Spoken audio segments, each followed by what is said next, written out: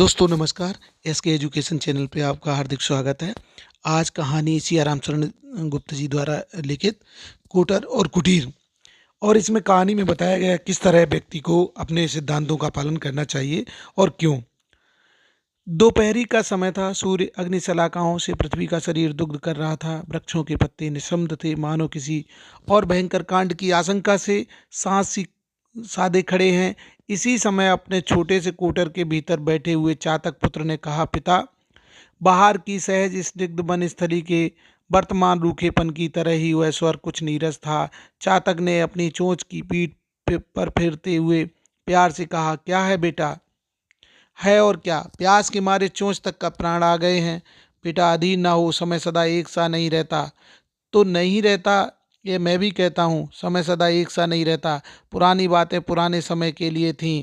आप अब भी उन्हें इस तरह छाती से चिपकाए हुए हैं जिस तरह से बानरी मरे बच्चे को चिपकाए रहती है। घनश्याम की बाट आप जोहते रहिए, अब मुझसे यह नहीं सध सकता है। घनश्याम के सिवा हम और किसी का जल ग्रहण नहीं करते। यही हमारे कुल का व्रत है। इस व्रत के कारण अपने गोत्र में ना तो किसी की मृत्यु हुई और ना कोई दूसरा अनर्थ। आप कहते हैं कोई अनर्थ नहीं हुआ। मैं कहता हूँ प्यास की इस यंत्रणा से बढ़कर और क्या अनर्थ होगा। जहाँ से भी होगा मैं जल ग्रहण करूंगा ही। चातक सियर कर पंख फड़फड़ाने लगा, मानो उसने उन अश्रव्य वचनों और कानों के बीच कोलाहल की परिखा सी खड़ी कर देनी चाहिए। थोड़ी देर तक चुप रहकर वह बोला, बेटा धैर्य रख। अपने इस व्रत के कारण ही पानी बरसता है और धरती माता की गोद हरी भरी होती है। यह व्रत इस तरह नष्ट कर देने की वस्तु नहीं। लाडले लड़के ने कहा, व्रत पालन करते हुए इतने दिन तो हो गए, पानी का कहीं चिन्ह तक नहीं है। गर्मी ऐसी पड़ रही है, धरती के नदी नाले सब सूख गए हैं। फिर सूर्य के और निकट रहने वाले आकाश के मेघों में पानी टिक ही कैसे सकता है। तभी कबीरदास जी ने कहा है, पपिया का वन देख कर धीरज धरे न रंच, और मरते दम जल में पड़ा तऊ न बोरी चंच। आगे कहा, बेटा पृथ्वी का यह निर्जल उपवास है, इसी पुण्य से उसे जीवन दान मिलेगा। भोजन का पूरा स्वाद और पूरी तृप्ति पाने के लिए थोड़ी सी क्षुधा सहन करना अनिवार्य ही नहीं, आवश्यक भी है। पिताजी, मैं थोड़ी सी क्षुधा से नहीं डरता, परंतु यह भी नहीं चाहता कि क्षुधा ही क्षुधा सहन करता रहूं। मैं ऐसा व्रत व्यर्थ समझता हूँ। देवताओं का अभिशाप लेकर भी मैं इसे तोड़ूंगा।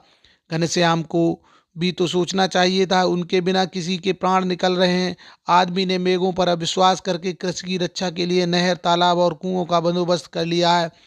कृषि ने अपनी आप की तरह सिर नहीं हिलाया, तो मैं घनश्याम के सिवा और किसी का जल नहीं छूऊंगी। हम ही क्यों इस तरह का कष्ट सहें? आप चाहे रखें या छोड़ें, मैं यह झंझट ना मानूंगा। चातक ने देखा मामला बेढब हुआ, चाहता है इस तरह ना मानेगा। कहा, यह बताओ तुम जल कहाँ से ग्रहण करोगे? चातक पुत्र, उसने अभी तक इस बात पर विचार ही नहीं किया था। वह सोचता था जिस प्रकार लाखों जीव जंतु जल पीते हैं उसी प्रकार मैं भी पीऊंगा, परंतु वह प्रकार कैसा है उसकी समझ में ना आया। लड़के को चुप देखकर पिता ने समझा कमजोरी यही है। वह जानता था कि कमजोरी के ऊपर से ही आक्रमण करना विजय की पहली सीढ़ी है। बोला, चुप कैसे रह गए? बताओ तुम जल कहाँ से ग्रहण करोगे? हिचकिचाकर अपनी बात स्वयं ही खंड खंड करते हुए लड़के ने कहा, जहाँ से और दूसरे ग्रहण करते वहीं से मैं भी करूँगा। पिता ने कहा, पड़ोस में वह पोखरी है, अनेक पशु पक्षी और आदमी भी वहाँ जल पीते हैं। तुम वहाँ जल पी सकोगे? बोलो, है हिम्मत? चातक पुत्र को उस पोखरी के स्मरण से ही फुरारी आ गई है। उसमें कितनी गंदगी है, पत्ते, सूखी डंठलें आदि गिरकर उसमें सड़ती रहती हैं। कीड़े कुलबुलाते हुए उसमें साफ दिखाई दे सकते हैं। लोग उसमें कपड़े निखारने आते हैं या गंदे करने। कई बार सोचने पर भी वह समझ ना सका। एक बार एक आदमी को अंजलि से पानी पीते पीते देखकर उसने पिता से कहा था, देखो पिताजी, यह कैसे घृणित जीव हैं। अवश्य उसने अपने व्रत का जिक्र उस समय नहीं किया था, परंतु उसके मन में उसी का गर्व छलक उठा था। अब इस समय वह पिता से कैसे कहे कि मैं उस पोखरी का जल पीऊंगा। चातक बोला, बेटा अभी तुम ना समझो, चाहे जहाँ से पानी ग्रहण करना। इस समय तुम आसान समझ रहे हो, परंतु जब इसके लिए बाहर निकलोगे तब तुम्हें मालूम पड़ेगा। हमारी प्यास के साथ करोड़ों की प्यास है और तृप्ति के साथ करोड़ों की तृप्ति। तुझसे अकेले तृप्त होते कैसे बनेगा? चातक पुत्र इस समय अपने हठ को पुष्ट करने वाली कोई युक्ति सोच रहा था। पिता की बात बिना सुने हुए बोल उठा, मैं गंगा जल ग्रहण करूंगा। चातक ने कहा, गंगा जी तो यहाँ से 5 दिन की उड़ान पर हैं। तू नहीं मानता तो जा, परंतु यदि तुमने और कहीं एक बूंद भी ली तो हमें मुंह न दिखाना। चातक पुत्र प्रणाम करके फर से उड़ गया। बुद्धन का कच्चा कपरेल था, छोटी छोटी दो कोठरियां, फिर उन्हीं के अनुरूप आंगन और उसके आगे पौर। पुराना छप्पर नीचे झुककर घर के भीतर आश्रय लेने की बात सोच रहा था। जीर्ण शीर्ण दीवारें रोशनदान न होने के साथ दरारों के दस्तक से पूरी किया चाहती थी। उस घर में कुछ और हो न हो, आंगन के बीच चातक पुत्र के विश्राम करने योग्य नीम का एक वृक्ष था। तीसरी उड़ान की थकान मिटाने के लिए उसी पर उतरा। नीम की स्निग्धता और सघनता ने चातक पुत्र को अपने निजी सहकार की याद दिला दी। विश्राम पाकर भी उसके जी में एक प्रकार की व्याकुलता उत्पन्न हो गई। पकी निभौरी की तरह उस वेदना में भी कुछ माधुर्य था। नीचे वृक्ष की छाया में बुद्धन लेटा हुआ था। अवस्था उसकी 50 के ऊपर थी, फिर भी अभी कुछ दिन पहले तक उसके पैरों में जीवन यात्रा की इतनी ही मंजिल तय करने की योग्य शक्ति और मालूम होती थी। एक दिन एकाएक पक्षाघात ने उसे अचल कर दिया। जीवन और मृत्यु ने आपस में सुलह करके मानो आधे आधे शरीर का बंटवारा कर लिया। स्त्री पहले ही घात हो चुकी थी। घर में 15-16 वर्ष का एकमात्र पुत्र गोकुल ही अवशिष्ट था। उसी के सहारे उसके दिन पूरे हो रहे थे। गोकुल एक जगह काम पर जाता था, काम करके दिन प्रतिदिन संध्या समय तक लौट आता था। आज अभी तक नहीं आया था, इसीलिए बुद्धन उसके लिए छटपटा रहा था। ऊपर आकाश में तारे छिटक आए थे, इधर उधर चारों ओर सन्नाटा था और घर में अकेला बुद्धन। यद्यपि उसमें खाट के नीचे तक उतरने की शक्ति नहीं थी, तो भी उसका मन न जाने कहाँ कहाँ की चौकड़ी भर रहा था। गोकुल सवेरे थोड़े से चने खाकर काम पर गया था। बुद्धन के लिए भी कुछ चने और पीने का पानी यथास्थान रख गया था। आज खाने के लिए घर में कुछ और था ही नहीं। कह गया था शाम को मजूरी के पैसों का आटा लेकर आऊँगा, फिर रोटी बनाऊँगा, परंतु आज वह अभी तक नहीं आया था। अनेक आशंकाओं से बुद्धन का मन चंचल था। जो समय आनंद स्निग्ध शीतल छाया में शीतल काल के दिन की तरह मालूम भी नहीं होने पाता और निकल जाता, वही दुख की दाहक ज्वाला में दाहक के दीर्घ दिनों की भांति अकाट्य उठता है। रात बहुत नहीं बीती थी, परंतु बुद्धन को मालूम हो रहा था कि वर्षों का समय हो गया। बार बार अपने कान खड़े करके रात के उस सन्नाटे में वह गोकुल के पद शब्द सुनने का प्रयत्न कर रहा था। बड़ी देर बाद उसकी प्रतीक्षा सफल हुई। किवाड़ खुलने की आवाज़ सुनकर वह चौंका। वास्तव में यह गोकुल ही था। उसने कहा, कौन? गोकुल बेटा, आज बड़ी देर लगाई। गोकुल धीरे से पिता की खाट के पास आकर रोने लगा। बुद्धन ने घबरा कर पूछा, क्या हुआ बेटा, क्या हुआ? आज मजूरी नहीं मिली, अब कैसे चलेगा? मजूरी नहीं मिली, फिर इतनी देर क्यों हुई? प्रकृतिस्थ होकर गोकुल ने उसे अपना हाल सुनाया। सवेरे घर से निकलते ही गोकुल को सामने खाली घड़ा मिला। देखकर उसके पैर ढीले पड़ गए। सोचा, आज भगवान ही मालिक है। काम पर पहुंचकर उसने देखा कि ओवरसियर साहब आज कुछ ज़्यादा खफा हैं। इंजीनियर साहब काम देखने आए थे। जान पड़ता है काम देखने की जगह वे ओवरसियर साहब को ही देख गए। अन्याय का यह बोझा उन्होंने दिन भर मजदूरों पर अच्छी तरह उतारा। शाम को मजदूरी देने के समय भी साफ इनकार कर दिया। आज दाम नहीं दिए जाएंगे, उस अदालत के फैसले की तरह जिसकी कहीं अपील नहीं हो सकती। ओवरसियर साहब का हुक्म मानकर मजदूर अपने घर अपने लौट आए। गोकुल लौटा चला आ रहा था कि एक जगह उसे रास्ते में कुछ पड़ा हुआ दिखाई दिया। पास पहुंचने पर मालूम हुआ रुपए पैसे रखने का बटुआ। उठाकर देखा तो काफ़ी वजनदार था।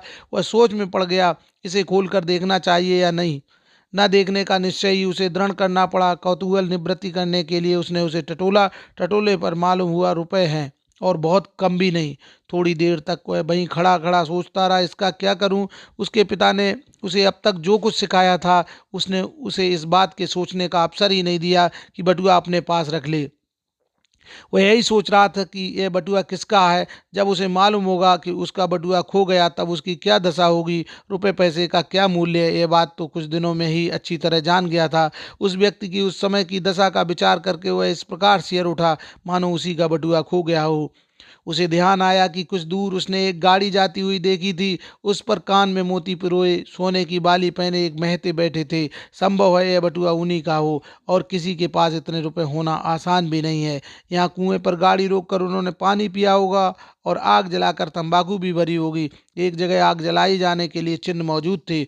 उसने इस बात का विचार ही नहीं किया कि गाड़ी तक जाने में कितना समय लगेगा, और वह दौड़ पड़ा। लगभग आधे घंटे के परिश्रम से वह उस गाड़ी के पास पहुंच गया। गोकुल ने हाँफते हाँफते पूछा, महते, तुम्हारा कुछ खो तो नहीं गया?